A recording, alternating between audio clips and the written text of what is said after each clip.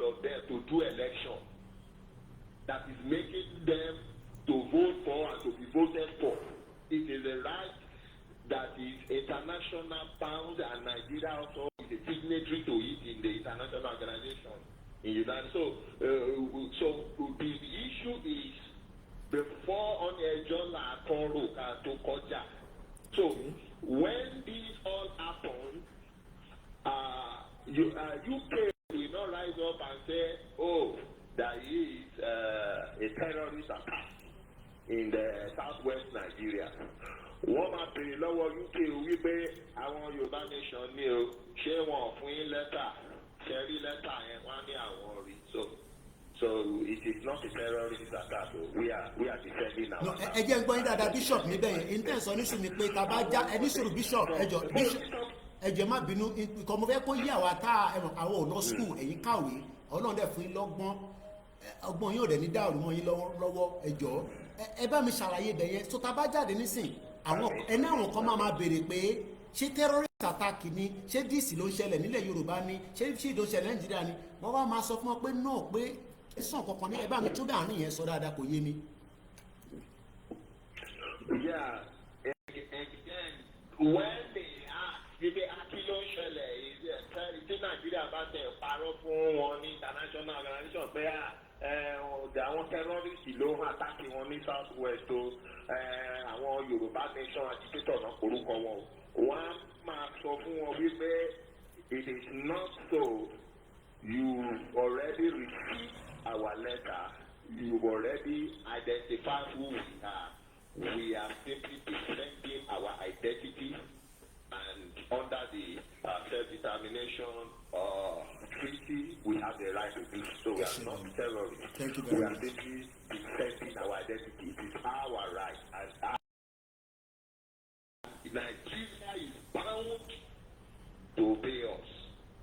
Also, international organization or international body knows they are bound to obey us. And that's the reason the United Kingdom will never intervene, because they have already, we have the document, we have the letter they wrote immediately after that letter. They said, between one country and another coming out from another place, so at that time, tí Nàìjíríà bá ń pè wọ́n máa sọ a máa fi yé wọn wípé ìdáhùn yín rèé lẹ́tà yín rèé wípé kò sí tó kàn yín bẹ́ẹ̀ ẹ má dá sí o. Tẹ́ ẹ bá ti dá sí àwọn tó lágbára jù yín lọ náà máa bá wa dá sí. So you want to create unnecessary world war nìyẹn. Tẹ́ ẹ bá ti dá sí àwọn tó lágbára jù yín lọ náà máa bá wa dá sí. So nígbà tẹ́ ti sọ pé kò sí tó kàn yín bẹ́ẹ̀ ẹ ní dá sí o. Nigeria ò bá àwọn máa sunkún wá bá yẹn má dá sí o. Ẹ má dá sí. Nigeria is bound to pay us. So far they are signatory to self-determination treaty. So we are not terrorists. Number two, Nigeria is not unaware of the decision. That's why they wrote the president of Nigeria. And they let you know that's the final notification. Do the needful, negotiate now before it's too late. So if he refuses to negotiate or do whatever, at the end of everything, àmọ́ wípé negotiation náà ló máa hẹ́ẹ̀dẹ̀ tó máa negotiate yẹn wọ́n ti mọ ẹni tẹ́bi wà lọ́wọ́ ẹ̀. Nigeria will be held responsible. Nigeria government, Nigeria leadership will be held responsible for the loss of life, other military lives are lost, police lives are lost, civilian lives are lost, property that was damaged. Nigerian government will be held responsible, and they may be hanged or go to jail for that. Maybe from us or from international organization that may decide to undo the justice. Nǹkan tí a jọ fún láti láyé ìgbà yẹn ní gbogbo Eastern Europe 50 days ní wọ́n sì mú any trace of member of Nazis tó bá rí pé ó sì green wọ́n sì dá wọn lẹ́jọ́. Àlẹ́jọ́ ikú ni kì í ṣe wípé wọ́n ń mú ọ ìfá àwọn ti pa gbogbo wọn tán. Wọ́n ti pa gbogbo wọn tán dá wọn lẹ́jọ́ for many years ibi tí àti tó sá lọ ibi tó máa tẹ̀.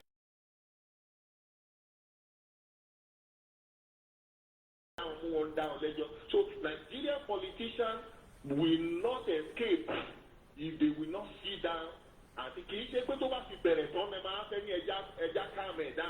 negotiate kò sí nǹkan tó ń jẹ́ bẹ́ẹ̀ kò sẹ́ tó gbọ́ràn sẹ́ni kankan mọ́ àdáta wọ́n máa lọ bẹ́ẹ̀ ni ẹ máa lọ negotiate níta ni o ìta lè máa lọ negotiate. Okay. So when Joshua saw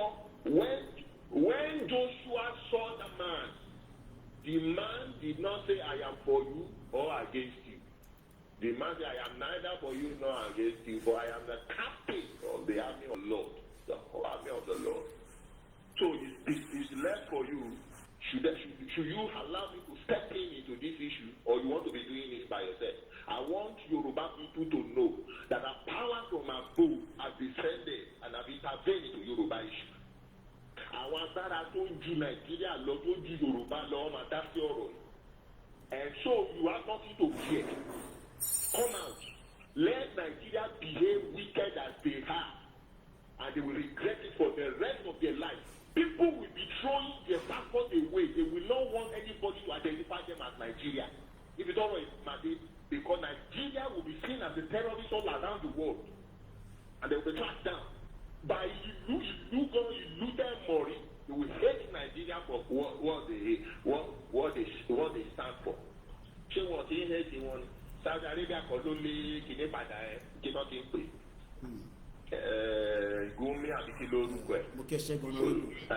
Gumi. Ṣé wọ́n ti ń hate wọn ni? Nigeria president can't even go to US. He's not 100% welcome in UK. So wọ́n ti ń hate wọn ni. And one man person we say that one the market na ìlú bàbá ẹ̀ nìyẹn àwọn ìṣe Nigeria we are Yoruba. Oduduwa people we are Yoruba. And the people should not be confused by the mix of politicians about names. You are Yoruba and you are children of Oduduwa. Àwa nìkan kọ́ ni ìlú tó jó lórúkọ púpọ̀. When you get to Netherlands are also known as Holland. Tó bá dé Netherlands, tó gbogbo wọn Netherlands, you are welcome. Gbogbo wọn ní Holland, you are welcome. Àwọn ní Netherlands, àwọn ní Holland. Àwa nìkan kọ́ wọn la máa jẹ́ ìlú olórúkọ púpọ̀. We are Yoruba people. At the same time, we are the Oduduwa nation. So don't let anybody use what is your talk of it confusing. So please, those are politicians unique. Starbucks or they were taught. And choose èwo nínú méjèèjì tó bá wà lórí dọ́kúmẹ́ǹtì wa apparently, and we are the one that's addressed as the two. That's all. Nǹkan èèyàn ń pé méjì kó bá ní nínú jẹ́ àbí báwo ni Yorùbá ṣe ń pòwe yẹn. Nǹkan èèyàn ń pé di méjì kó bá ní nínú jẹ́. It's a privilege. It's a privilege. Àwọn ìlú míì wọ́n wá orúkọ nítorí wọn tiẹ̀ níran. Àwa níran ìran wa tún pín. It's a privilege. That shouldn't be a symptom of confusion or division. Thank you so much, Bishop, the money man. Many, I want. Yeah. It goes okay. Okay. It goes okay, I'm going. Okay. All right. We love you too much. That's our money man.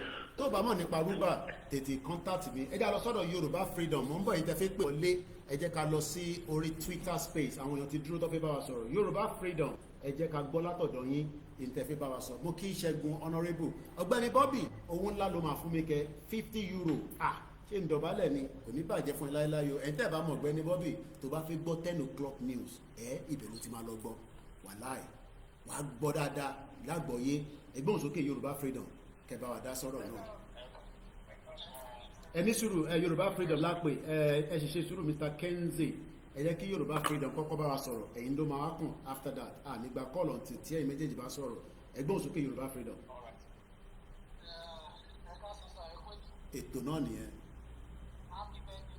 aṣọ́pọ̀ ẹ̀ ìwòye ọdún tó ń bọ̀ inú ayọ̀ inú ìdùnnú àtọmọ àti ilé àmàkóra wa lọ sí Ìjẹ̀bú Òde màá wá kẹ́sẹ̀ sókè báyìí màá máa jẹ̀kọ́ pẹ̀lẹ́pẹ̀lẹ́ bà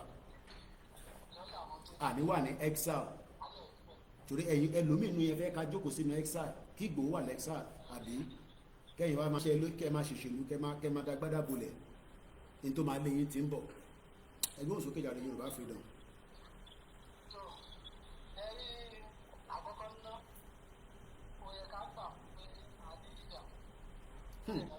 kábíyèsí ẹ̀.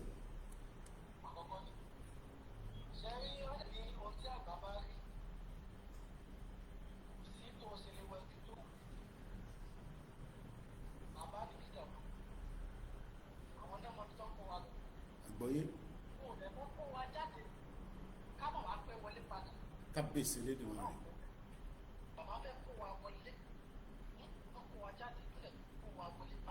àdúpẹ́ àdúpẹ́.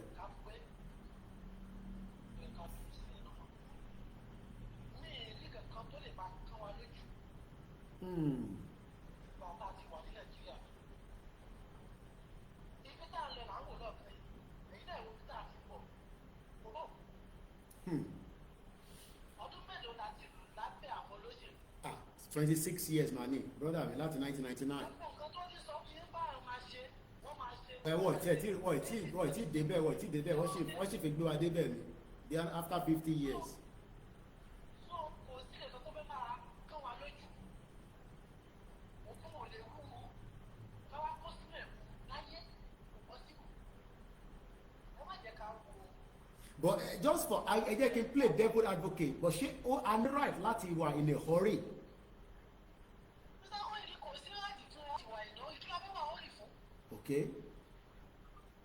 Tó bá ẹgbẹ́ wà ó rì ó ti ẹgẹ́ ti jáde tipẹ́tipẹ́ pẹ̀lú nǹkan tí yóò yí Nàìjíríà gọ̀mẹ̀ntì tó ṣe. Okay. Wọ́n ti ẹgbẹ́ ti kí pẹ́tipẹ́ tó tún bá ń kán wọn. Wow. Wọ́n ti gbàtẹ́ wá rí nígbà mo fẹ́ ní ìdílé jáde. Kẹ wá jáde ní ọ̀dọ́ wa tẹ̀lé sí mi wá fíìmù tí wọ́n lọ́rùn láyé. Àwọn ọ̀dẹ́bẹ̀ àwọn náà lè fẹ́ bẹ̀. Okay. A ní láti ṣe sùúrù. Ṣé wọ́n rò pé bóyá àwọn tó wà níta ṣé ní ẹ̀yìn tẹ̀ tí ìdẹ́ta tẹ̀ tí ìdáàbò ló jọ lójú? Àwọn tó ti gbé láwùsá ìdìbò àjọ wọn lójú wọn kì í fún fẹ́ wálé. Ilé nǹkan fún ọmọ rẹ̀ ń bà wọlé ẹrù láti kàn. Ó ṣe pagiri wọ ilé ò ṣe pagiri wọ. Ẹ má yẹ ká kánjú. He is the leader. Don't lead one. Okay. And we believe in him. Kò sí kankan tá a ní láti pé ó kàn wá lójú. Wọ́n tó bá lójú jáde síta kò lè jù. Tó bá ti sùn ẹ̀ jòkó ìwọ ọ̀nà mẹ́ta. Kéèkì kan máa jáde kó wá kọ̀m̀plé pé wọ́n tó máa ṣe báyìí wò ṣe báyìí. Tó bá jẹ pé wọ́n lè ṣe ó ti kó o jáde kó o bí bàbá jáde. Àbú yìí o. Àkànjú. Àmọ́ ṣé àwọn ìgbésẹ̀ kọ̀ọ̀kan wà tí èèyàn máa gbé kí ló tó yẹ ẹ̀yẹ́ kan náà ṣe máa ń jà láì bìtì. A ní ìdílé fẹ́ jà. Ẹni tó fẹ́ jà, àwọn tó wà ní sọ̀rọ̀ ábìsì ẹ̀ á ti ní wọ́n lè tí wà á ti fún ẹ̀yìn jẹ kó tó di kó o jà. Torí tó bá tí ẹ bá wà nínú ìjà yẹn, àwọn tó wà wá náà ló jẹ̀bi tó ó ti fẹjọ́ sùn wá, ó lè ti jì ọ́ lọ. ṣé ẹ̀ ń dọ́gbọ́n sọ pé bàbá tó kọ lẹ́tà sí Tinubu bàbá yẹn kò wà dementia orí ẹ̀ pé bí alájọṣẹ́mọ́lú ṣé n tẹ́ fẹ́ máa sọ nìyẹn because lẹ́tà bàbá yìí òun ní à ń kà tó ń sọ pé nínú rédíò nílẹ̀ Yorùbá wọ́n ti ń kà síta pé bàbá Akíntóyè ó wà nù Punch newspaper pépà yẹn ló wà wájú mi èmi kọ́ mo make it up negotiate Yorùbá nation exit now Akíntóyè write Tinubu Punch newspaper ó wà gbàràgà front page àsanwó fún ọ̀fẹ́ ni Tinubu ò lè náà wò rí èyí wá ń sọ nísìnyí pé èèyàn máa ń kọ́ ẹ mọ̀ pé mi ò gbọ́ Yorùbá wa ti pẹ́ ní London yìí dẹ̀ sì wà ní gbèrè Áfíríkà ẹ má bínú ẹ má ṣàlàyé fáwọn tá a gbọ́ Yorùbá yìí dáadáa torí àwọn Yorùbá tẹ máa ń lò yẹn àwọn ìwé yẹn ó máa ń dàrú má wàá tá wà lábroad ẹ máa ṣàlàyé ẹ torí àwọn èèyàn gbọ́ mi báyìí wọ́n wà lábroad ẹlòmíì gbogbo òwe yẹn ẹ máa break it down kí lẹ̀ ń sa gangan nísìnyí pé ṣé lẹ́tà yẹn ó wà important ni àbí ó kàn tó waste time wa àbá ti jáde fún rally. mo ń gbọ́ yín sà.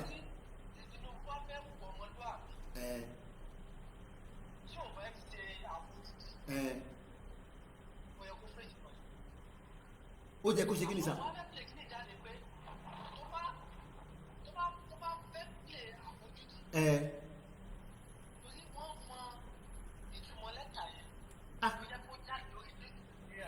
Mo wọ́n dáadáa ṣé pé Tinubu mọ important of that letter.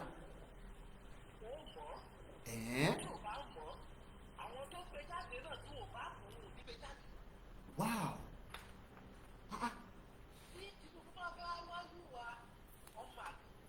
tó fẹ́ fi Tinubu àfojúdi ṣé rí àfojúdi yẹn ó wá dákẹ́ ó má sọ̀rọ̀ ìgbà ìyẹn ló máa ń pọ̀ pé àtúpa. Bàbá yóò fi sọ̀rọ̀ tán àwọn ọmọ Yorùbá kásá máa gbọ́rọ̀ sábẹ́ ẹkùn yẹn ó tẹ́ wa lọ́rùn à ń fẹ́ là mọ́lẹ̀ Mr. Koiki mo gbọ́ yín sà. kò ní ti ká mọ́lẹ̀ ká làbẹ̀ ṣé rí ẹ̀mọ̀ pé ó ti wà lẹ́kọ̀ọ́ báyìí ó wà lẹ́kọ̀ọ́ náà fún wa ọdún ó lóun fẹ́ wá sọ fún lẹ́kọ̀ọ́ àyè. bọ̀ inú àpò sá fáwọn suicide bomber kọ àwọn suicide bomber ti bẹ̀rẹ̀ l'Abuja ó kọ́kọ́ wò pé bẹ́ẹ̀ ojú ilẹ̀ bí àwọn babaláwo ẹ̀ bá ti bá clear ọ̀nà because ẹ mọ̀ pé Mogadishu yẹn barracks yẹn is 5 kilometers from Aso Rock mo ṣeré 5 kilometers kò ṣe kó jìn rárá bọ̀ wà lẹ́kọ̀ọ́ bá ṣá. tí Tinubu bá fẹ́ ṣe dáadáa sẹ́ẹ̀ mo ń gbọ́ yín. ló ń gba lẹ́tà tó tó lórí kó wá fi rẹ́spọ́ǹdì sí wàláì tàláì ìgbé kan máa fún níyì wọ́n fi bá máa fún níyì but ṣé ìwà rò ṣe sá. kò lè ṣe é. àwọn tó bá máa sọ òyìnbó ní fóbìnrin ọlọ́jà. àtútù dé pẹ̀lú àtútù iṣẹ́ ní tó máa ń tó mọ ènìyàn kí ló tẹ̀ ní sọ̀rọ̀ ẹ máa tún fòwe lé lórí ajá kan máa wọnú igbó á máa fún fèrè o pípípípí kò ní wá gbọ́. Mr. Koiki ẹni àwọn tá a fẹ́ lọ ni àwọn tá a fẹ́ lọ àwọn náà nígbàgbà pé kí Nigerian government wá mú lẹ́rọ̀ fún wa rárá wọn ò lè mú lẹ́rọ̀. ok freedom lásán pa ẹ̀ àmọ́ bàbá ti rí kíní ok táwọn ok. bàbá náà fẹ́ tàbí. freedom ní tẹ́ bá lórí títì kan lọ́gbẹ̀gbẹ̀ bí ló máa ṣẹlẹ̀. Anything can happen. Okay, Mr. Clef Wallex, anything can happen. àwọn tí kíní yìí ó máa fi pọ̀ tó ṣe yẹ lọ. Wọ́n ní Tinubu máa ṣẹ̀ sí àgbáyé. Tinubu yìí. àbúrò wa bàbá wa jẹ́ ká ṣe kíní yìí fún mi. ẹ jẹ́ ń béèrè ìbéèrè kan sà torí bó ṣe wá sí ibi lórí nísìn ṣé Tinubu ń fojú di bàbá Akíntóyè ni. tí ò bá ti respond sí lẹ́tà yìí àfojúdi. tí ò bá ti respond sẹ́yìn eléyìí tá a ti kọ́ sí tẹ́lẹ̀ ní àgọ́bí. ìyẹn ní April last year lẹ́tà yẹn náà wà lọ́wọ́ mi báyìí. kò ṣe rí lè tí bàbá ṣẹ̀ṣẹ̀ kọjá dì. torí ọmọlúwàbí ni bàbá fi kọ́. kódà love tí bàbá kọ síbẹ̀ ó fẹ́ tó more than 10 we love you we love you we love you. ní ọ̀dọ̀ tèmi bí ìmọ̀tọ́lẹ́ lómi o torí Tinubu láti stop ẹ̀ báyìí bóyá ó lè bọ́. tí ò bá mọ̀ ọmọ ní bàbá fún ọmọ yẹn kó lè wá dá padà láti wá dọ̀wọ̀ ẹ̀ padà sẹ́yìn lẹ́yìn àpọ́nlé àbùkù ló máa dùn. ìyọ́ tó tún dé pẹ̀lú òwe ẹ̀yìn àpọ́nlé àbùkù lẹ́kọ̀ọ́ kódà lẹ́yìn àpọ́nlé àbùkù ló máa kàn ẹ ṣáà bá wa mí tẹ́ máì tí lọ tó máa ń gbádùn ọ̀rọ̀ yín àwọn Yorùbá yẹn mi máa ń lẹ́nẹ̀ ní bíbá ẹni broda mi Kezi ẹ ti gbọ́n ẹ má lọ ní direction arákùnrin ti bí yẹn ọ̀ṣẹ́rẹ́ arákùnrin ti bí yẹn mo mọ omi tó ń mu láfíríkà tó wà mo mọ̀ pé omi tẹ́yìn mu omi dáadáa ni ṣẹ́yìn máa gbèmí lẹ́yìn Tinubu máa response sí lẹ́tà yẹn kẹ́ tó bá ń sọ tẹ́yìn máa sọ ṣé Tinubu máa response sí lẹ́tà bàbá Akíntóyè gẹ́gẹ́ bí ọmọlúàbí.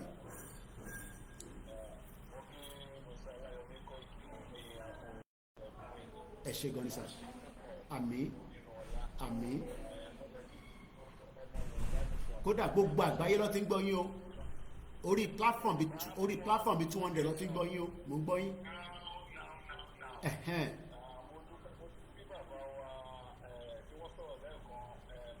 Bishop Adesina the money man.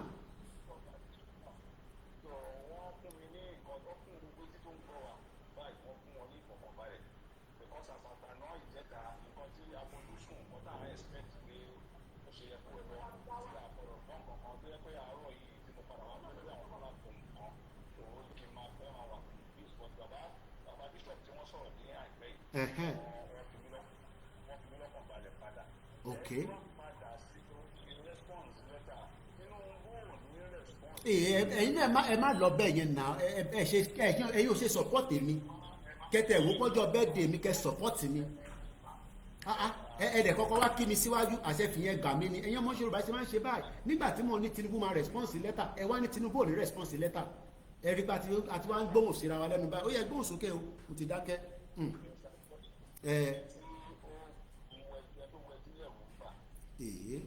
owó iná ní ṣá kọ́ ọgbọ́n náà ó náà adviser wá jókòó wá draft letter wá dẹ̀ sẹ́ndẹ̀ sí bàbá Akíntóyè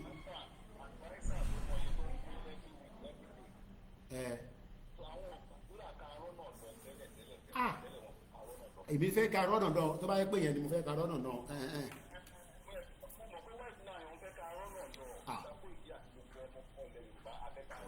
lọ́nà lọ́ba o ìyẹn yẹn ẹ̀dá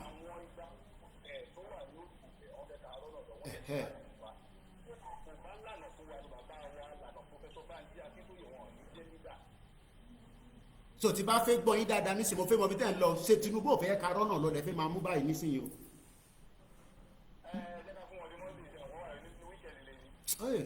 ṣẹ̀rọ ọmọ Yorùbá ó ní ká fi weekend sílẹ̀ ká fi ṣe fàájì Koiki tó wá di Monday make sure kó wá ṣe programu kí wọ́n á fún ẹ lésì padà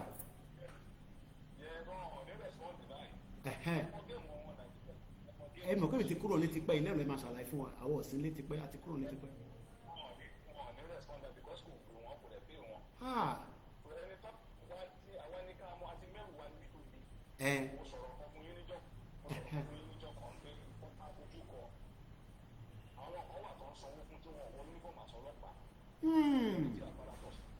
okay bẹ́ẹ̀ni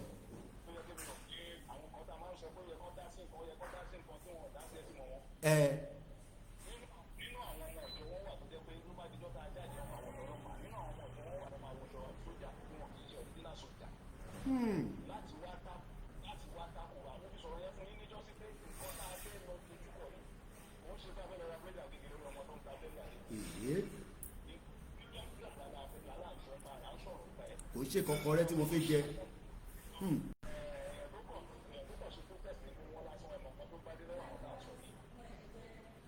ẹ̀bọ̀ kí ló dé táwọn ṣe ń ṣe bẹ́ẹ̀ kí ni reason táwọn tó ń takú yẹn pé ẹ̀ ní lọ́sẹ̀ àwa fẹ́ lọ ẹ̀ ní lọ́sẹ̀ kí ni reason táwọn ṣe ń ṣe bẹ́ẹ̀ ìyẹn lèmi ò tí understand.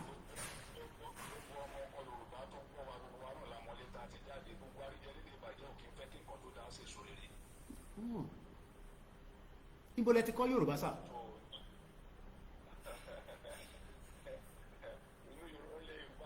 ẹ̀yin náà bó ṣe bẹ́ẹ̀ ṣe sọ yẹn ni tó èmi máa ta language yìí mo gbọ́dọ̀ make sure pé a pawó lórí ẹ̀.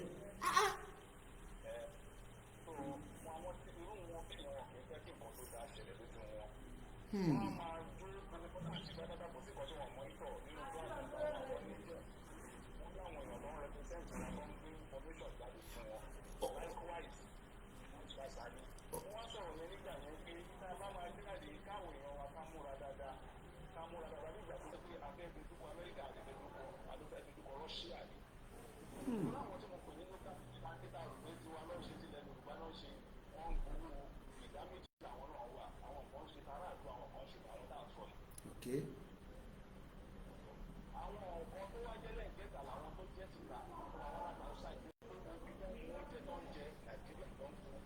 Okay.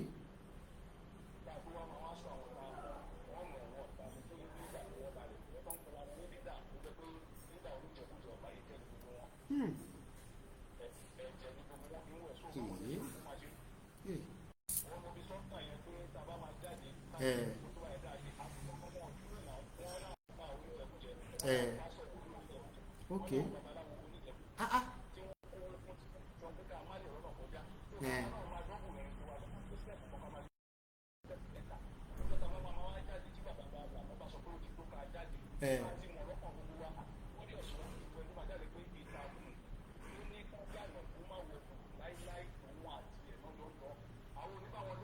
Àṣẹ.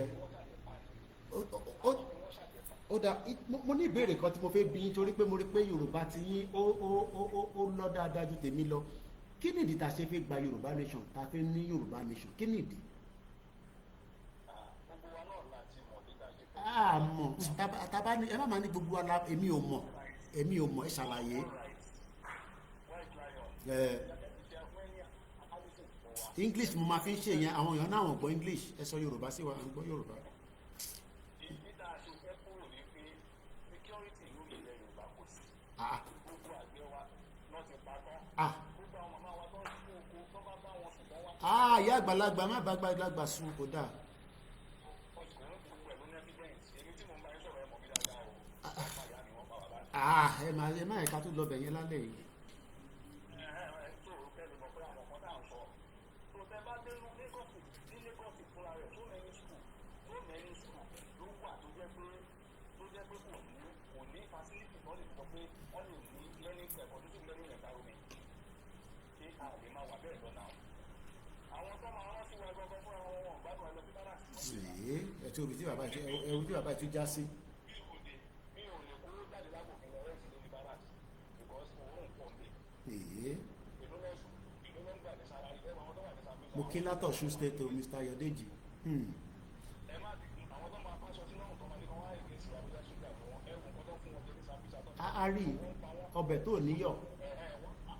ẹ má bínú àwọn èkó tí wọn ọdún bá wàdíjọ́ kẹta wọn láwọn lọ ní fèrè àpẹyà ìfẹ́sà attack àwọn ní fídíò ọ̀bí táwọn pa ọ̀tún ní wọn là ń rí àwọn táwọn yẹn ń pa wọ́n dẹ̀ ń kó wọn lórí wọn fún wọn lẹ́bẹ̀ẹ́ ẹ̀ka continue the chile bẹ́ẹ̀ kan tẹ́lẹ̀tẹ́lẹ̀ àti papọ̀ àdéhùn wọn náà mọ̀ pé amalgamation láti 1914 ó ti expire ní 2014. Báwo lẹ́yìn ṣe mọ̀ yẹn ẹ ní sùúrù báwo lẹ́yìn ṣe mọ̀ pé amalgamation yẹn ti expire. Ah, kí ló ń pè l'amalgamation kò yá wa kan kí ló ń pè l'amalgamation. ìyàwó àtìpàgbé tó bá yé mi lórí ṣe mọ́ sí Ẹ. ẹni pọ̀ pé iwájú orílẹ̀-èdè tá a máa pè mí lórúkọ náà fún wa. Ẹ ṣé kò wá dàbí Ìgbò Haúsá Yorùbá Efik gbogbo wa 300 ethnic àwa wà lójú kan pé Nàìjíríà ṣé èèyàn ọ̀dà ni. kò dára láti bẹ̀rẹ̀ pẹ̀pẹ̀ wá náà bàbá wa Ọbáfẹ́mi Awólọ́wọ̀ tó ní blessed memory. òun náà ló fà á nígbà tí wọ́n gbà nígbà yẹn pé kó ní kálukú ṣe kó practice regional government. àti federal region àti eastern region àti ní eastern region. òun ní kálukú nígbà yẹn lọ́kùn gbọ́mù yẹn. Ok. àfihàn ilẹ̀ Yorùbá àfikún kòkó àfihàn ilẹ̀ Yorùbá. first oil well tó máa kọ́kọ́ discover nílẹ̀ Nàìjíríà ní orí ìrírí ní east. owó àgbẹ̀ sílẹ̀ Yorùbá ṣe ni wọ́n fi develop ẹ̀. Kí ló wá dé táwọn àgbẹ̀ wa lówó báyìí lọ́wọ́ nísìnyí. àgbẹ̀ olè lówó Fúlàní ti pa gbogbo àgbẹ̀. Má ṣe o. bí mo ṣe mo fẹ́ ní fídíò mi láti pé kò dáàdì kí mo sọ. Ẹ má ẹ̀ka ẹ dáàdì tí ń lọ rest ìjà fi dáàdì lẹ̀ ìjà fi dáàdì lẹ̀. ọjọ́ ṣe ń ṣe káàkiri náà. So intel sọ nísìnyí pé àjọṣepọ̀ wa pẹ̀lú Nàìjíríà kò lè dán mọ́rán. Bọ̀ àwọn kan sọ pé lórúkọ Jésù insha Allah láṣẹ Èdùmàrè ó máa dán mọ́rán. Okay, tó bá jẹ́ pé lóògùn Jésù àti inshallah ẹ wo Bangladesh. 3 months ago wọ́n kírun ju mùsùlùmí Nàìjíríà lọ. Kí ló ṣẹlẹ̀? ìgbà tó rí nǹkan tí ò bá wọn lára mo kó lẹ́sìn yunifásitì wọn jáde kóṣù kan àtọ̀sẹ̀ méjì ló gbà wọn. Wọ́n lé president wọn lọ kúrò lórí oyè. wọ́n ní president wọn kúrò lórí oyè. Obìnrin ó lé kúrò lórí oyè. Yes, obìnrin ni bẹ́ẹ̀ ni wọ́n gbé sálọ sí India. Egypt about 7 years ago. wọ́n ṣe tsunami rally ìjọba wọn ò tẹ́ wọn lọ́rùn. gọ́ọ̀mẹ̀ntì ò dìímù yẹn. ṣé táwọn àti wá ṣe àṣàlátù wà fún mi ọlọ́run àbá wa tẹ́lẹ̀ lọ́wọ́ wọn lẹ̀ láti sọmọ fún wa pẹ̀lú. Ẹ ṣe ìyàmì alájíire kọ́kà ọ̀dà ok mo ń bọ̀ lọ́dọ̀ yín padà. Ẹ ti fi Yorùbá win mi tó bá pé English ni mò ń bá yín sọ ni màá defeat yín but nígbà tẹ́ ti sọ Yorùbá níṣẹ́ ẹ ti ilẹ̀ win because you are just speaking this language I don't understand. You speak this language I don't understand. Yes.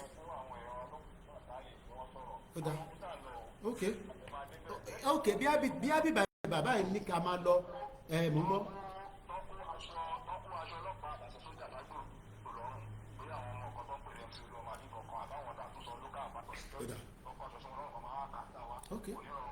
Ok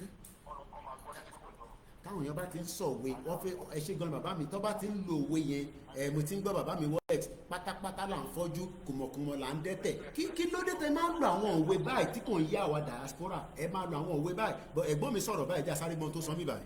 Very clear. We made a declaration saying that it's too late for restructuring in Nigeria.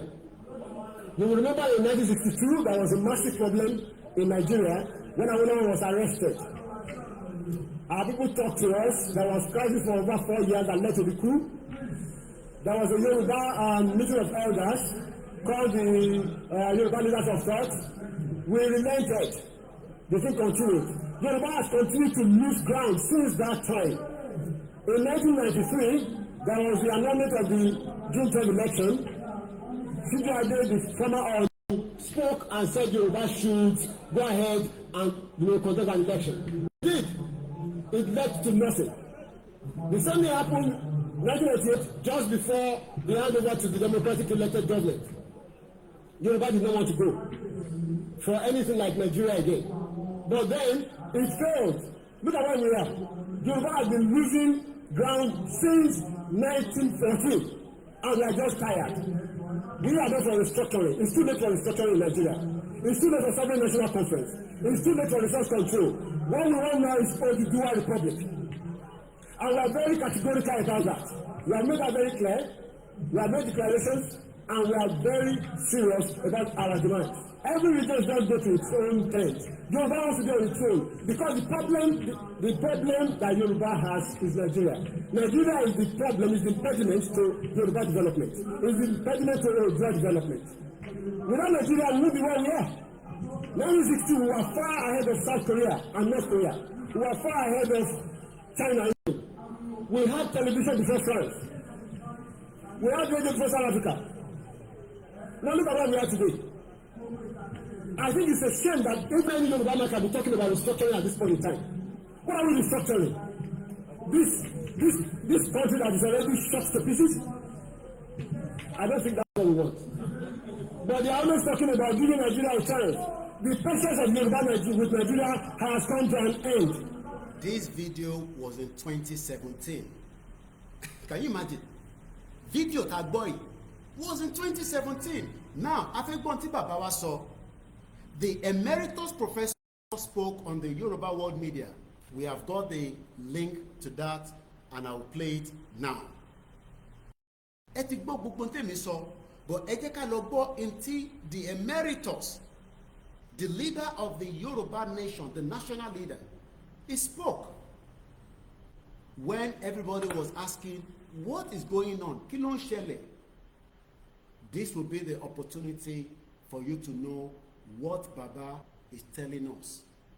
Agbowó díẹ̀ lórí platform lẹ́nìí, but ẹ̀yin tẹ́ ṣe fẹ́ fún wa lówó birthday àtẹ̀yin tẹ́ máa ṣàdúrà àrètí ẹ̀ throughout today owó ni gbà Ìjẹ̀bú kékeré ẹ̀ owó ni mo kẹ́ brother mi ní Germany mo kẹ́ in diaspora ìyàwó Ọlájírè Kókàní, please complete this phorism. Victor Ajileyemi, restructuring with goats. Àwọn lè fẹ́ restructure. Shetima ní restructure my foot. Muslim ticket. Àdánwò. Tinubu, wọ́n náà ní response letter. Èmi náà mọ̀. I don't trust him láti bí báyìí síbẹ̀ yẹn.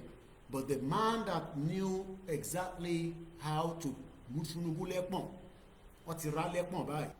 Because the whole world is now aware that Baba Akintoye has advised Tinubu again. Lẹ́tà yẹn ẹ̀ tó bá fẹ́ copy ẹ̀ ẹ kàn lọ sí www.koikimedia.com ẹ bá ní interface ẹ lè miss ẹ.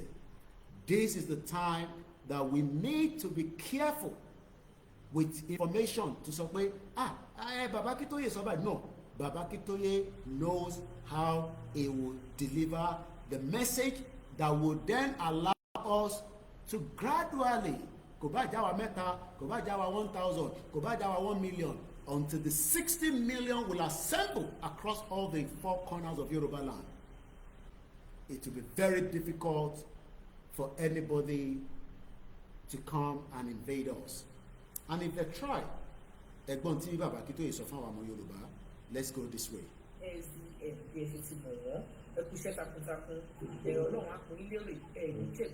And that's Baba there that is going to address us.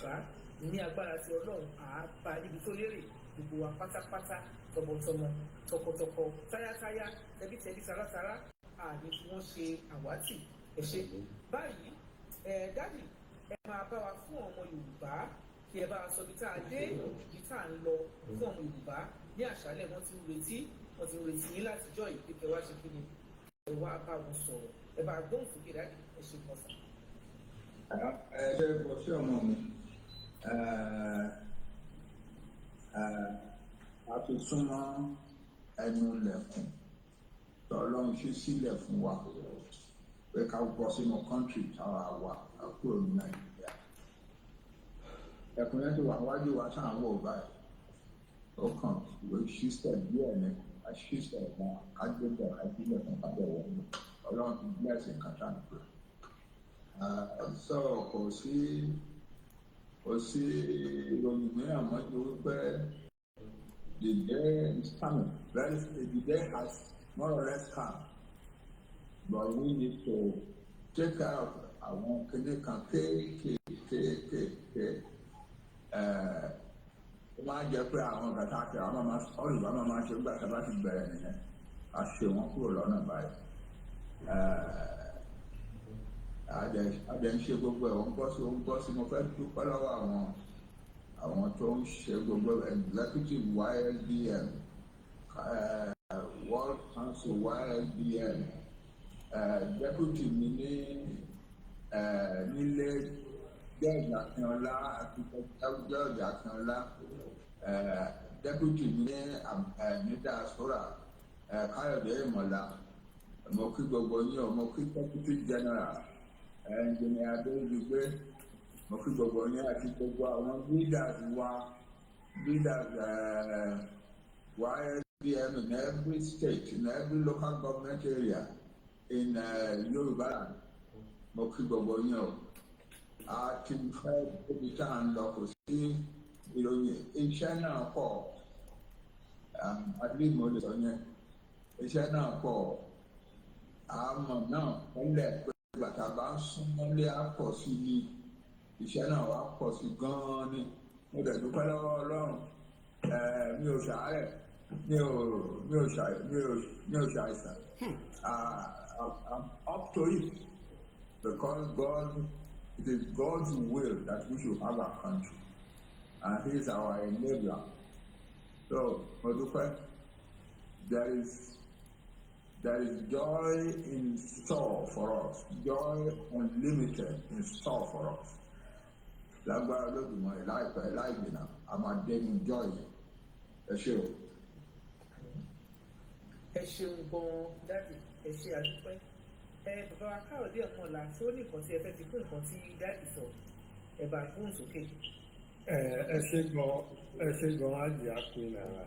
Nǹkan tó ṣẹlẹ̀ ni pé ọ̀pọ̀lọpọ̀ àwọn èèyàn wa ló ti ń fojú sọ́nà pé bàbá ní ó ní nǹkan tẹ́ fẹ́ sọ ẹ sọ fún wa ẹ jẹ́ ká bọ́ síta ẹ jẹ́ ká jáde. Ẹ̀gbọ́n tí wọ́n sọ ni pé ẹ jẹ́ ká ní sùúrù. Wọ́n ní tó ṣe bí òwe ọ̀ní tó ń gbé ìyàwó bọ̀ òun gan-an pé so ètò ń lọ eléyìí ó ṣe pé bí a ní ó ń bọ̀ àwa lọ àjókòó ẹgbà míì gẹ́gẹ́ bí dáàdì lè máa ń sọ mọ́tò mọ́nì là ń ṣiṣẹ́ èmi ẹgbà míì ẹ̀mejì ẹ̀mẹ́ta là ń ṣèpàdé lójúmọ́ èní igun àti ṣèpàdé so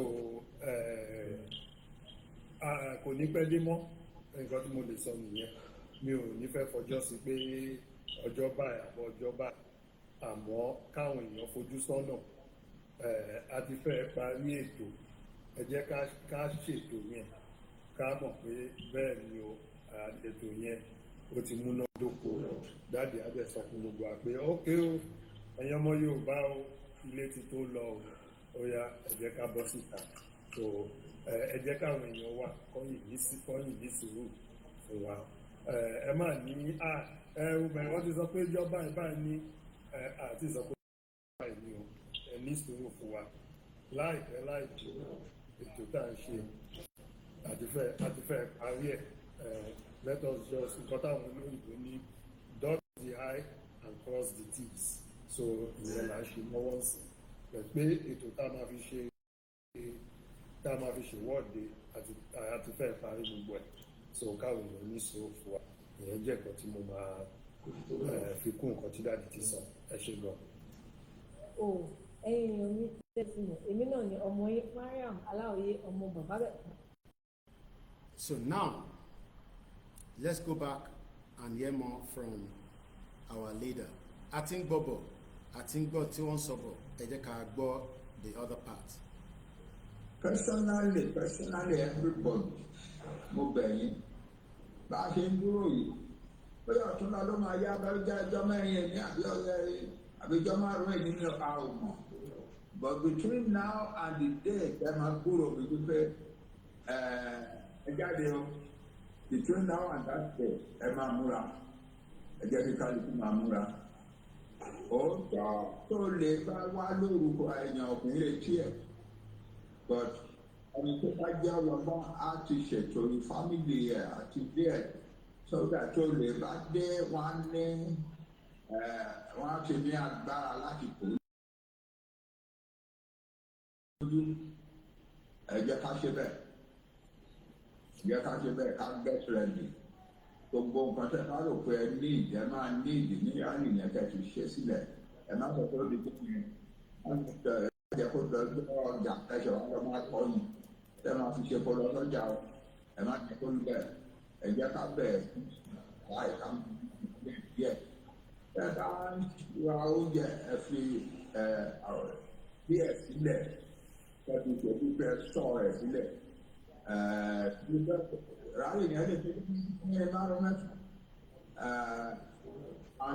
ìṣòro òkúrò níbẹ̀ bẹ́ẹ̀ wájú lẹ́ẹ̀rẹ̀ kan gan-an ló máa dúró tó tó máa ṣe láti ṣe for the education of it. So tó bí bá ń pa ìwà lè wọlé kó ní ẹ̀ṣọ́ oúnjẹ wọn wà wá kó kó bẹ̀ padà. Aṣọ funfun kí gbogbo wa wọ̀ kí gbogbo wa ká wọ aṣọ funfun.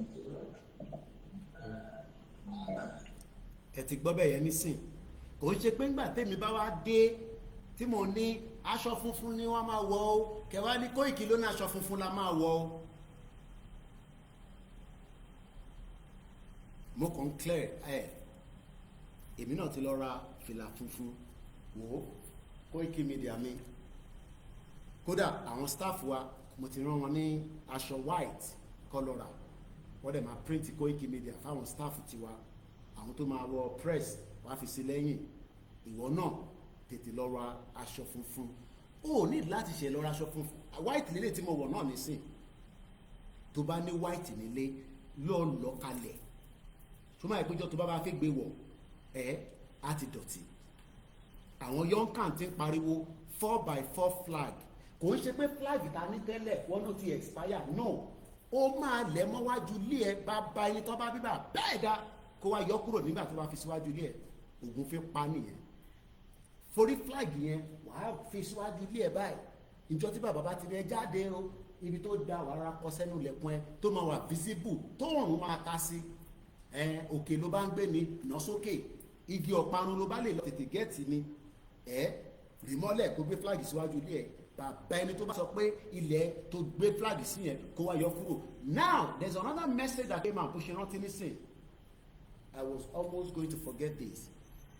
Ẹ̀yin landlord and association, àwọn ọmọ Yorùbá ní sọ fún yín pé gbogbo threatening àwọn ọmọ tó wà nínú ilé yín tó ń ṣe Yorùbá nation, ẹ má fi ilé yín kó máa ilé yín máa ṣòfò ní o.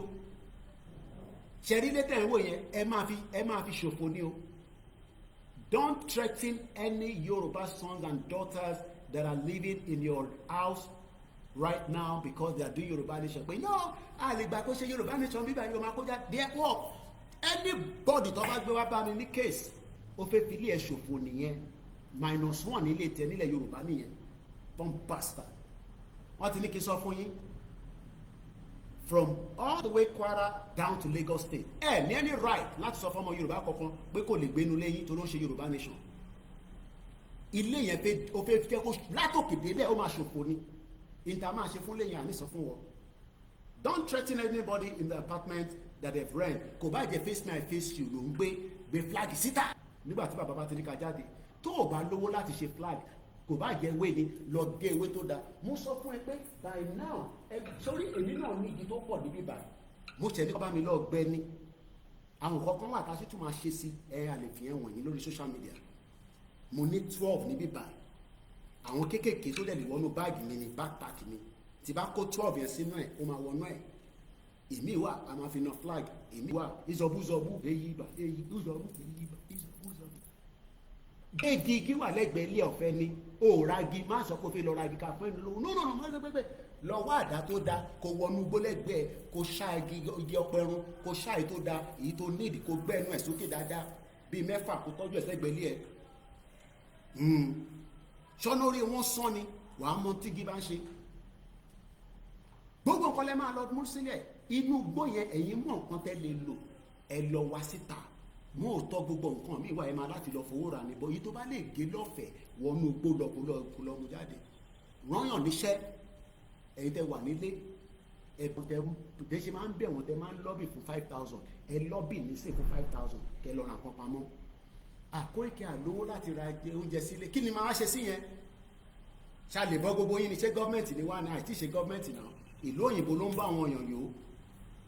Àwọn ọmọ Oòduà ní san fún wọn lóúnjẹ ní skul ọ̀fẹ́ Monday to Friday mò ń sanwó dínà kínní wọn àwọn kan sanwó èmi ò san ọ̀fẹ́ ni ṣáà ti gbé wọn dé skul before 8:15 láàárọ̀. We will come out so bàbá ti sọ white match wá ní ọ̀dọ̀ Koiki ló ti gbọ́ wá tó bá ń sọ bẹ́ẹ̀ wá ní bàbá Akíntóyè ní aṣọ funfun la máa wọ̀ má ní Koiki ló ní aṣọ funfun lẹ máa wọ̀ torí èmi máa ṣó fìlà tèmi nílé méjì ni mo fún un ní kọ́bá mi rà mo ti ní káwọn staff mi náà kọ́ lọ tètè rà sórí brand new ni aṣèlọ́ra ni wọ́n ṣe bá mi mú dé láàárọ̀ yìí ni èmi náà rán wọn ṣẹ́ èmi náà lówó mò ń squeeze ara mi ni ẹnu bàbá Akíntóyè mo ti gbọ́ pé ẹni tó bá ń jàjàgbára òun lówó lọ́wọ́ àárọ̀ yìí láti sanwó mixella kíyàn máa sọ pé Koikimedia lówó láti sanwó mixella lánàá àárọ̀ yìí ti Peter Ọládélé send £50 sterling náà £50 prince send £40 change tó kù ló wà lákàntì mi àwọn ọmọ Oòduà tó ń pè mí nísìnyí owó lọ́fẹ́ gbà lọ́wọ́ mi tó máa fi lọ jẹ dínà èmi ò ṣáà sí ilé. So don't think that because we are here in tí mo lè fi rówó mo ti restrict ara mi for 5 years mo ti sacrifice ara mi I'm not complaining. Táṣìírí bá ti ń bò àárọ̀ yìí nísìnyí la ṣe san mixella ká tó bẹ̀rẹ̀ program ni mo ṣe san 1:31 p.m. hour ní 5 o'clock that was about 3 hours ago. So ìwọ náà wá lọ́bì ẹni tó máa fún 10,000 ra gàrí bu díẹ̀ pamọ́ má jẹ́ kíyàwó ẹ rí tọ́jú ẹ̀ pamọ́ sílé wo èmi náà ní kúlíkúlí ní bíbà gbogbo tí máa kó dání nìyẹn sínú báàgì mi torí mo ti yọ brand ẹ̀ kúrò kúlíkúlí akọ́mọ ló lè kúlíkúlí nì máa fi sínú bápà máa fi gàrí sí ara mi lójú títì bẹ́ẹ̀ mi gan rí bottle water máa bá yín mu pure water ìdí náà ti wà ní Áfíríkà ṣe díẹ̀ níṣẹ́ tí ìgbẹ́ bá dẹ̀ máa mú mi máa ra oògùn ìgbẹ́ dìgbẹ́dìgbẹ́ máa mú dání gbogbo nǹkan lè máa múra sílẹ̀ àwọn kọ̀ọ̀kan wà tó yẹ pé tó bá rò kó bá jẹ́ wọn rán nínú mú àbèrè dání mọ̀mísí mi gan ní London ní àbèrè tó bá dọ́dọ̀ mọ̀mísí mi ti bá pa àwọn ọmọ Oòduà ní sí ti bá ní you want àbèrè wọ́n máa ń sá wọn náà no we don't want àbèrè mo ní o lè máa jẹ sweet kò máa fẹ́ àbèrè mú àbèrè dání. We are coming out kò sí àní níbẹ̀ òun ẹ̀ ń gbọ́ lẹ́nu bàbá nísìn bọ̀ bàbá ní ẹ fáwọn ní díẹ̀ sí time díẹ̀ sí àti mọ̀ báàdé fọjọ́ sí àbí summit London lọ ti sọ pé ó máa di 26 to 26 1 month ní May láti pariwo May a mọ̀ pé ohun Elédùmarè bẹ́ẹ̀ èmi gan ti change the plan mi nísìn I am just updating my children mo ṣe update mọ̀ sí mi láàárọ̀ nípa plan mi I can't disclose that with you lórí social media ó mọ̀ mi rí kí n fún ẹ ní plan mi mò ń bọ̀ mọ̀ sí mi àti ìyàwó mi ní àtàwọn ọmọ mi mo lè sọ fún mo ṣe update mọ̀ sí mi láàárọ̀ yìí nípa plan mi òfin ìpè kò wù mí kí n padà lọ London ni bí ìtẹ̀ nìkan tí mo ṣe London màmá wọ public transport màmá káàkiri but I'm happy where I am ìyà ò dẹ̀ jẹ mí but the pain that Baba Akíntóyè is feeling for us is that a máa push out ìwọ má béèrè pé kí ló máa ṣẹlẹ̀ after the rally ìwọ fìyẹ́lẹ̀ fún Baba Akíntóyè tiwa ni pé ká jáde ká assemble 4x4 flag because program yìí máa tán nísìn very soon ibi tí mo fẹ́ ká gbọ́dé nísìn nìyẹn so that kémi náà lè ṣe kéènì kí n lọ ní time with my family but yẹ ká gbọ́ díẹ̀ sí nípa Baba Akíntóyè so that bóun ẹ̀ kó wá sọ pé ògbọ́n tí Baba Akíntóyè sọ I can't help you a lè gbó bàbá yìí lẹ́nu bàbá mọ̀ ju gbogbo wa lọ lẹ́tà bàbá ó sì ń jà ràn ìràn l'Àbújá ó ti da gbogbo Àbújá rú ó ti da northern part of Nigeria rú torí gbogbo wọn lọ́ka Punch news Punch ó dé Sokoto gbogbo wọn ti rí pé bàbá Akintoye sọ pé Tinubu negotiate now tábà ti jáde ní negotiate o tábà máa negotiate gbàsìgbòsì ní àbẹ̀ lọ sí outside Nigeria ni o kò ń ṣe inú Kútọ́nù lọ́ọ́ máa negotiate pẹ̀lú bàbá Akintoye o neutral ground láti máa lọ negotiate and that negotiation is still Yoruba exit so wọ́n ti ń bá mi fa account number síta ẹ jẹ́ ká kọ̀ máa rí àwọn láti díẹ̀díẹ̀ bó bá jẹ́ 5,000 náà ni ẹ jẹ́ ká tẹ̀ àwọn staff mi a máa sanwó fún wọn lẹ́ni oṣù ti parí àwọn òṣèlú tó kàn staff ọ̀gá lówó ọ̀gá olówó mo gbọ́dọ̀ sanwó so ẹ fún wa ní support yín gbogbo ẹni tẹ́tí dá sí láti ìjọ ìrìn àdúpẹ́ lọ́wọ́ yín ẹ jẹ́ ká kọ̀ gbọ́ díẹ̀ mo tún sọ lẹ́ẹ̀kan sí bàbá ló ní a máa wọ white tó má ní Koiki nígbà tó bá dénú group ẹ o Koiki ti sọ pé a máa wọ white wà á ní bàbá Akintoye ní a máa wọ white ẹgbọ́n sókè dáàdì. then bẹ́ẹ̀ yìí tẹ́ wà ní diaspora àwọn èèyàn yín tó wà nílé tẹ́lẹ̀ máa ń ṣèrànlọ́wọ́ ránṣẹ́ sí ẹ̀ṣẹ́ sí wọn báyìí o ẹ̀ṣẹ́ ránṣẹ́ sí wọn in preparation báyìí ẹ̀dẹ̀gbẹ́ tó pọ̀ ní bíi ti tẹ́lẹ̀ as far as Nigeria is concerned ó ti tán ọmọ kan ló pòwe kan fún mi ó wá kí mi láàárọ̀. ẹgbọ́n bíbá yó ẹgbọ́n bíbá dáadáa o. bàbá ọ̀fọ̀n àti tọ̀sí gbẹ̀gìrì ó ti di kálukú kẹ́kọ̀ọ́ ẹ̀dá ní nǹkan owó yẹn ó interesting gan màmá àgbà síbi ọbẹ̀ ẹgbẹ́ ẹgbọ́n bíbá yó. ó dẹ̀ mú ẹ̀kọ́ ó rà pẹ̀ sí ewé ẹ̀kọ́ kékèké méjì fún àwọn ọmọ méjì fún àwọn ọmọ méjì fún àwọn ọmọ tó gbà tí gbogbo wọn dẹ̀ wá dé bóyá màmá fẹ́ kọrí ni o àbí màmá ń tó ṣe festival òrìṣà ẹ̀mí ẹ̀ pọ̀tó gbogbo ń ṣàwọ̀ kàtí wá sọ̀rọ̀ àmì màmá gbàgbọ́ ọ̀rọ̀ pé gbogbo ọbẹ̀ gbẹ̀gbẹ̀rẹ̀ tí màmá sè very good soup àwọn àdìgbò wà pé èkúté lé ó ti wọnú ẹ̀ ó ti tọ̀ sí wọ́n rí báyìí tó ń jáde tó àbùjáde tó sọ̀rọ̀ so ẹgbọ́n bíbá àwọn Fúlàní ní èkúté àwọn ní ọ̀fọ́n tó tọ̀ sí Nàìjíríà o wọ́n ti dàrú kò tọ́nà mbẹ̀ mọ́ Tinubu àwa ò lè kọ ẹnì kankan lára àwọn tọ́lọ́run dáhùn wa tọ́lọ́run fún wa Tinubu ọmọ wa ní ẹ̀gbọ́n wa ní àbúrò wa ní and so on everything but ó dàbí pé kò ráyè tiwa rárá. kò tẹ̀ ráyè rárá ní dáàdì.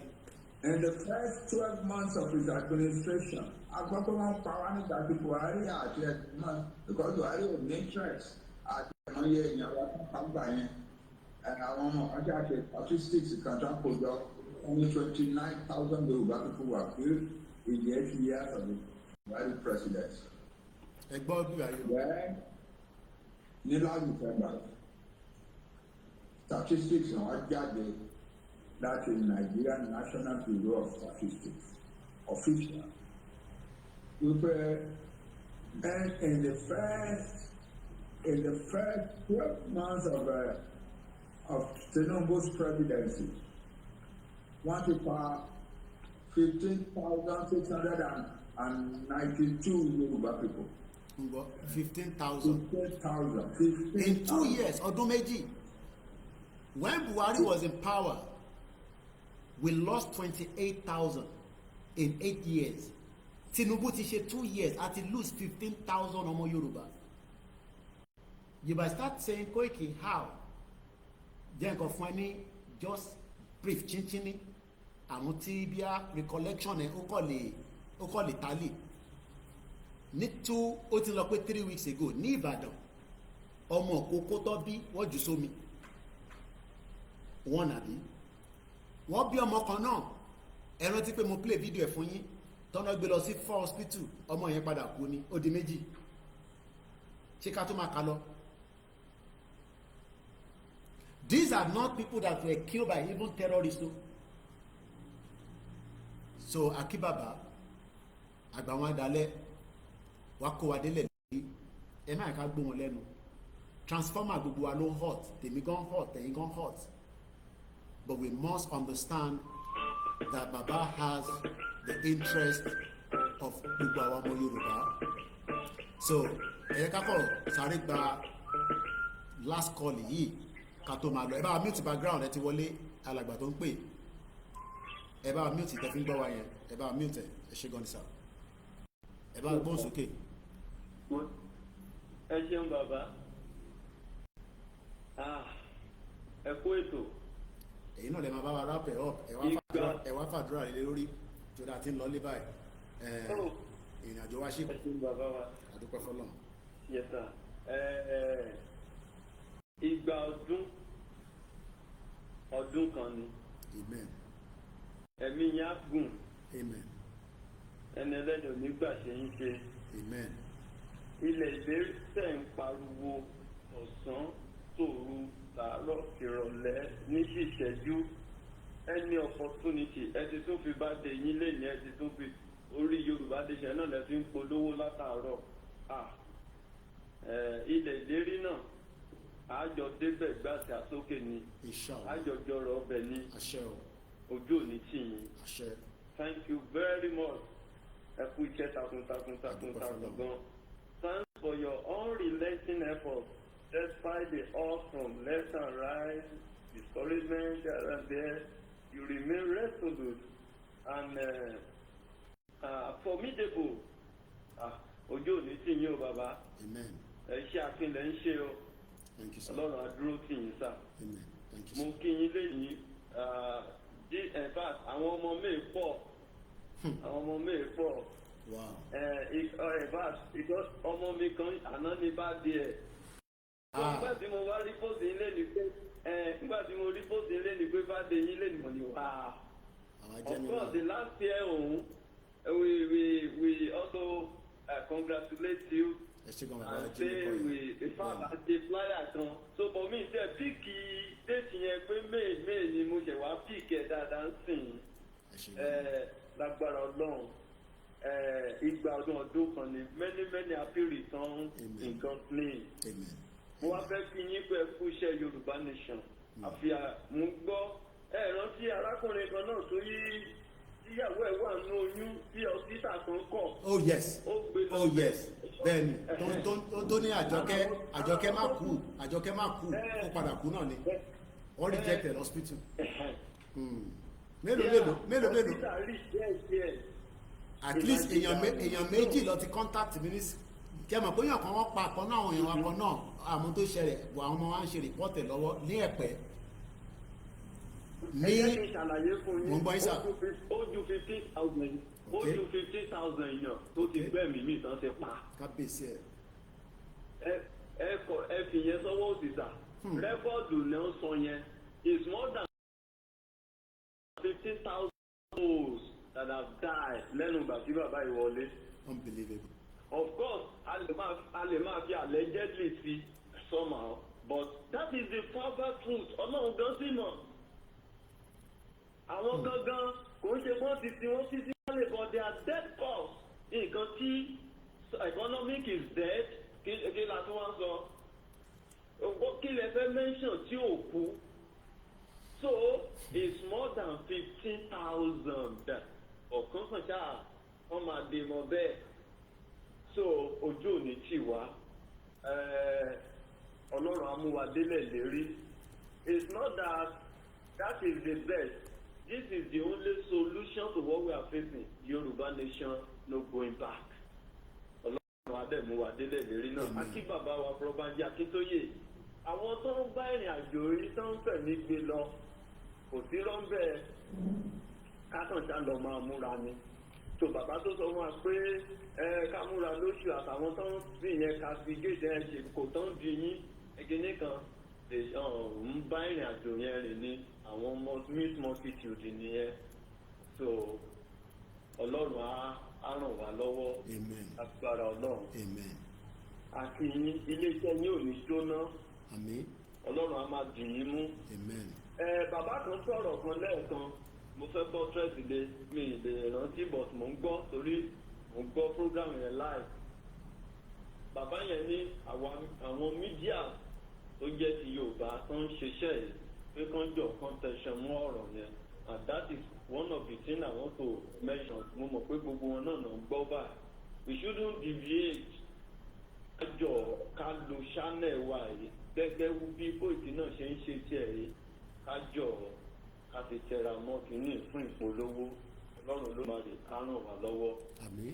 Ẹ ṣé gan ni. Níbo níṣẹ́ ọ̀rọ̀ flag yẹn níbo ló ń dé níbo ló ń lọ torí àwọn tó sì fẹ́ support yín lórí ọ̀rọ̀ flag tí ẹ̀ ń bá ṣe lọ ẹ má disclose the location bí tí ẹ ti ń produce ẹ ti send evidence mi mo ti rí kò ṣe pé ẹ ṣe ń sọ fún wa kódà àwọn kan fún yín lówó gbẹ̀mí mo ní ẹ má send àtúmọ̀ máa trust ara wa tì ní kílẹ̀ send èyí báyìí rẹ ti gbà gbogbo èmi send ẹ̀ sẹ́yìn nígbà tó mi bá ń gbowó lórí platform mi ni but ẹ ti send ibi tó ti ń produce tí wọ́n ti ṣe sílẹ̀ àwọn tó ti ṣe níbo lẹ bá ṣe dé àti pé kí ni advice torí pé lẹ́yìn ànígbà kọ́ọ̀lù mímọ́ kí ni ìmọ̀ràn tẹ́fẹ́ fáwọn èèyàn wa ṣé dandan ni kó ṣe flag torí àwọn kan láwọn lówó ọ̀nà wọn àwọn kan ní lágbègbè àwọn nípínlẹ̀ àwọn ó dà pé wọ́n ní lè ṣe torí àwọn printer ń bẹ̀rù àwọn ìjọba. Ẹ ṣeun bàbá wa, inú mi dùn fún ìbéèrè yẹn. Adúpẹ́ lọ́wọ́ Ọlọ́run àti gbogbo ọmọ Yorùbá pátá for their support. Bàbá ẹ mẹ́ṣẹ̀ nǹkan kan, in fact àwọn kan tiẹ̀ ti sọ pé wọ́n ní kán má dá wa náà péjẹ la fi ń ṣe cash out. The right up is there just like mo ṣe attack everybody left and right. But àwọn tá a jọ ń rìnrìn àjò yẹn wọ́n mọ̀ pé àwa ò ń ṣe àgbélẹ̀rọ. Wọ́n dẹ̀ mọ̀ pé we will never betray this trust and we will never. So adúpẹ́ lọ́wọ́ Ọlọ́run bíbí tá a bá lé iṣẹ́ yẹn ń lọ.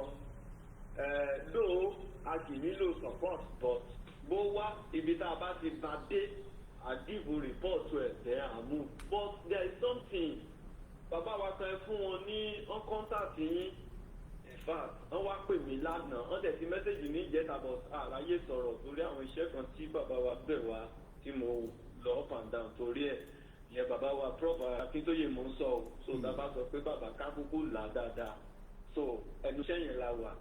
So bàbá yẹn wá àwa pera lánàá on my way coming back àjọ sọ̀rọ̀ bàbá yẹn wá náà ti contact yín from South Africa. Bẹ́ẹ̀ni. So wọ́n wá ní ẹ̀yin lẹ fún wọn ní nọ́mbà mi pé kán kúkú pè mí.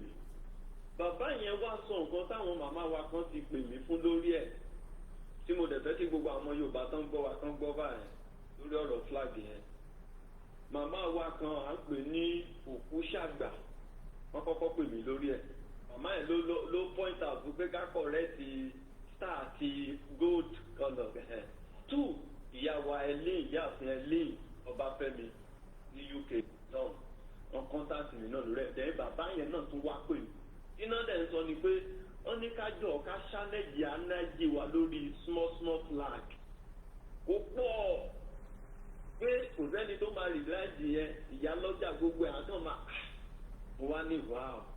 That is a great ta gbọ́dọ̀ kíyèsí pé 4x4 nǹkan yẹn ó dáa pé bọ̀ tán tún lè máa há ìyá òkú ṣàgbà sọ pé àwọn ọmọ kéékèèké nísùn àwọn rántí ń gbà tán ṣe báyìí ìyá wa ilé náà ń sọ so immediately mo gbéra àwa lọ kìsáìnì kékeré sí 8.2 by 5.5 inches òun lè rí ta display lórí social media yẹn ṣùgbọ́n bá a ṣe ń wò lórí social media yẹn gbogbo èèyàn ọmọ Yorùbá ó máa lójú àwọn èèyàn ó lè dàbí pé bóyá a ti ní púpọ̀ ní warehouse rárá o kò tí ẹ̀ sí pọ̀ kò tí ì tó nǹkan kan so àwa nílò ìrànlọ́wọ́ fún yẹn fún kéékèèké yẹn náà ká lè ṣe kó pọ̀ oníkálukú wá lè ṣe ń bi tó wà pàápàá jùlọ àwọn tó máa ń rò pé bóyá ti náà fẹ́ fi ṣe cash out èyí tàkọ́kọ́ tá a ṣe a design a send fíjì àbí ti kó red drop oníkálukú gan lè máa lọ máa ṣe ìyẹn gan tẹ̀sùn náà tó dẹ́ lómi ò mọ nǹkan tá à ń là kọjá ń bi tá a wà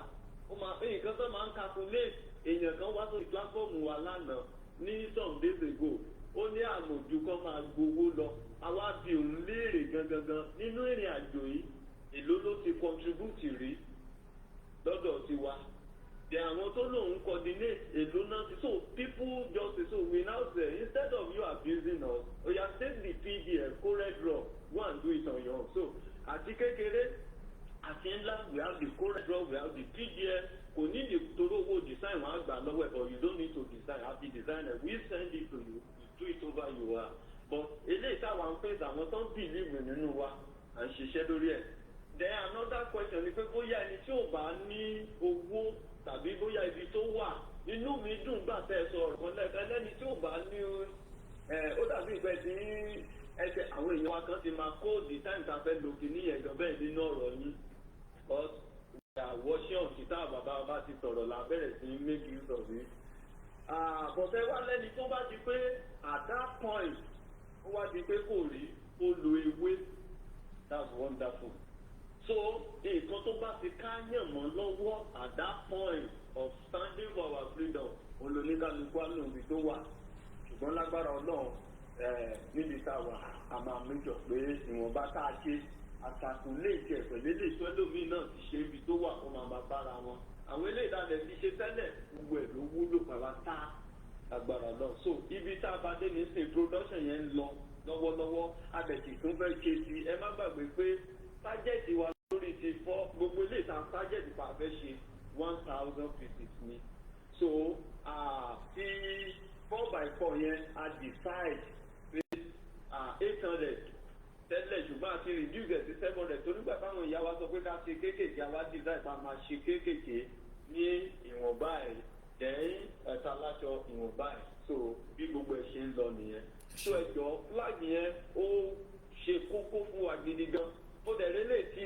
tọ̀dọ̀ yín náà táwọn èèyàn yín ṣe tán ṣe fídíò ẹ̀ very wonderful ẹ kú iṣẹ́ bàbá ojú òní tì wá so bí gbogbo ọ̀rọ̀ flag yẹn ṣe ń lọ nìyẹn so ẹ̀yin bàbá wa ìyá wa tẹ́ bá fẹ́ support pé ọ̀fẹ́ yẹn ṣì wà we are on a good ground àwọn tí tàdẹ̀jọ́ ń rìnrìn àjò yẹn wọ́n mọ̀ pé yes kò sí support ta fún iṣẹ́ yìí once it is through this channel kò sí regret lórí ẹ̀ ẹ ṣé púpọ̀. ẹ ṣé gan ni bàbá wa thank you so much for the update àtúmọ̀bá sọ̀rọ̀ that is how it is done we keep the update in tabaso náà ni ó máa ṣe mú kí gbogbo ẹ̀yin pastor as I'm winding down I have 30 minutes so that we can say it's 3 hours 30 minutes is more than enough.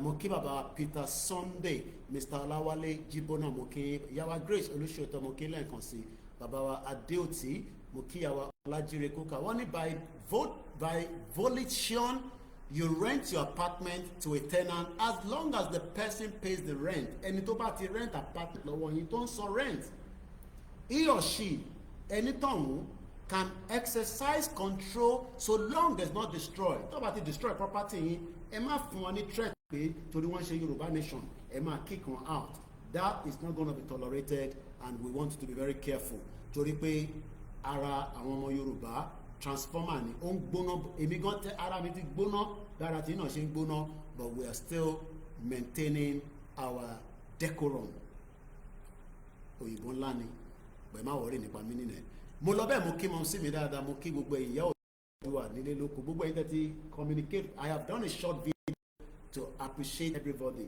kò ń ṣe gbogbo yín ni máa lè respond to your messages your comments so I put everything together and say thank you so much plan B mo kí Mr. Benga mo kí àwọn Biafra mo kí Mr. Folabi mo kí ẹ̀yin silent listeners mo kí ẹ̀yin lovers of freedom around the globe. And for those of you that doesn't understand Yoruba, in the last 3 hours that we have been here, we have been looking back to the letter as is stated here on the Punch newspaper on the 28th of May 2025 as the leader of the national movement, the leader of the movement, the national leader of the movement called the Yoruba Nation, has now sent a letter to President Bola Tinubu for him to negotiate peacefully so that the indigenous people can have their right to self-determination. And this is how the letter goes, and that would mean we will end the broadcast just after that. Negotiate Yoruba Nation now. Punch newspaper, Aketoye writes Tinubu. The leader of the Yoruba self-determination movement, Professor Adebanji Akintoye, has urged President Bola Tinubu to facilitate a conversation with the movement towards negotiating peaceful separation of Yoruba nation from Nigeria. In a letter addressed to President, Akintoye said the Yoruba people sought to build a sovereign state of their own, where they could rebuild their lives according to their desires, culture, and capabilities. Full stop. According to Akintoye, forcefully keeping Yoruba in Nigeria was tantamount to prolonging Yoruba people's abominable deprivations, insecurity, and pains. It will be recalled that Akintoye had earlier told the Punch that about 60 million Yoruba people, both at home and in the diaspora, support the quest to establish the Yoruba nation as a sovereign country. Akintoye recounted its several letters to request to leave Nigeria dating back to the administration of the former president Muhammadu Buhari to the latest one dated 25th of May 2025, addressed to the current president of the Federal Republic of Nigeria, President Bola Tinubu, which has yielded no conversation between the presidency and the Yoruba Nation movement. Mr. President, please grant us, your Yoruba people, that wish we have asked for in our separate letters to your predecessors, President Buhari, and to you. What we have asked is that you, as the President of Nigeria, should facilitate negotiation between the representatives of Nigerian federal government and of our Yoruba people to negotiate our Yoruba peaceful separation from Nigeria. This is to enable us to go and nurse the pains and wipe away the tears of our battered people, to go and build a sovereign state of our own, where we can rebuild our lives according to our desires, our culture, our capabilities. A country where we shall dignitely provide abundant opportunities for all our people. Firstly, keeping us in Nigeria is only prolonging our people abominably deprivations, insecurity, and pains. Please act on these without delay, Akintoye said. Akintoye claimed that the Yoruba people are embattled and harassed, alleging indiscriminate arrest of Yoruba youth, which he said is aimed at intimidating the youth. Asked about the line of action to achieve Yoruba nation after submitting the letter to Asoro, Akintoye promised to give further updates soon. A very smart man. Your Excellency, by the grace of God, you are one of the leading fathers of Yoruba nation today, and that goes on and on. And that is just for those that do not understand Yoruba that we have been explaining in the last couple of hours. Mr. Adewale Venture, thank you so much. Mr. Adeniyi Adejubril, thank you so much. Ganioloyede, thank you. Mr. Ajayi Obafemi 2006, Mr. Shegun 3917, a very good afternoon. Chapo, Simple Rhyme, and Keke Okos, and many more, and all the staff of Koikimedia, I say thank you much for celebrating your day with me. I pray that this time next year, we can already be jubilating that we are in our own country. It is doable, it can be done, it will be done by the power of we the people, the ancestral owner of the land. Do not cross our line. We will crush each and every one of you to death, as the elephant will do if you go against his will. We are peace-loving, but we are not cowards. This is not people coming out to defend the government for any nonsense policy. These are Yoruba people that are coming out with full force to take back what Britain created, that they have no right to do so in the first place. And on that note, have a blessed weekend as we wait patiently for our leader. Please do not forget, Monday, Tuesday, Wednesday, we've been all asked to pray and fast at least up to 12 noon or up to 6 p.m. if you're strong enough to do so. And if you can't, do not worry in case you have ulcer. You can just pray. As we know, prayer will also help the action. We pray for Akintoye, We pray for Igbowo. We pray for all our leaders. And I say, happy weekend. And once again, happy birthday to myself, Mr. OLAYOMI KOIKI, the CEO, Koikimedia, bringing the world closer to your doorstep. Bye for now.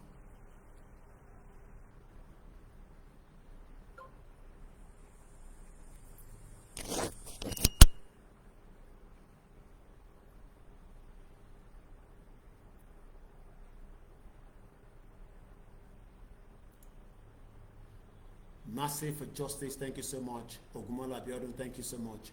And the rest of you, one love. Bye for now.